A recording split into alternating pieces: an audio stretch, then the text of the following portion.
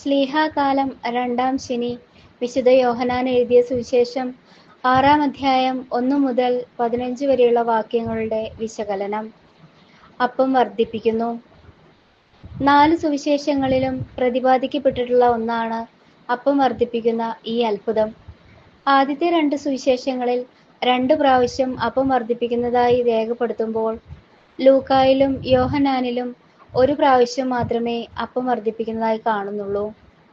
വിശുദ്ധ കുർബാനയുടെ തിരുനാൾ ആഘോഷ ദിവസങ്ങളിലൂടെ സഞ്ചരിക്കുന്ന നമുക്ക് പ്രത്യേകമായി വായിച്ച് ധ്യാനിക്കുവാനാണ് ഈ അപ്പം വർദ്ധിപ്പിക്കുന്ന ഭാഗം നൽകപ്പെട്ടിട്ടുള്ളത്. അത് ചെന്നെത്തുന്നത് വിശുദ്ധ കുർബാന സ്ഥാപനത്തിലാണ്. അന്ത്യ അത്താഴ വേളയിൽ അപ്പം വിഭജിച്ച് നൽകുന്നതിന് മുൻപ് കൃതജ്ഞതാ സ്തോത്രം ചെയ്തതുപോലെ ഇവിടെയും കൃതജ്ഞതാ സ്തോത്ര ശുശ്രൂഷയുണ്ട് എന്നത് അതിൻ്റെ സൂചനയാണ്. ശാരീരിക വിശപ്പ് ശമിപ്പിക്കേണ്ടത് ആവശ്യം തന്നെ. പക്ഷേ അപ്പം കൊണ്ട് മാത്രമല്ല മനുഷ്യൻ ജീവിക്കുന്നത്, ദൈവത്തിൻ്റെ വചനം കൊണ്ടുകൂടിയാണ് എന്നാണ് എഴുതപ്പെട്ടിട്ടുള്ളത്. വചനം മാംസമായവനാണ് ഈശോ. മനുഷ്യൻ്റെ ആത്മാവിൻ്റെ ജീവൻ നിലനിർത്തുന്നത് വചനമാണ്.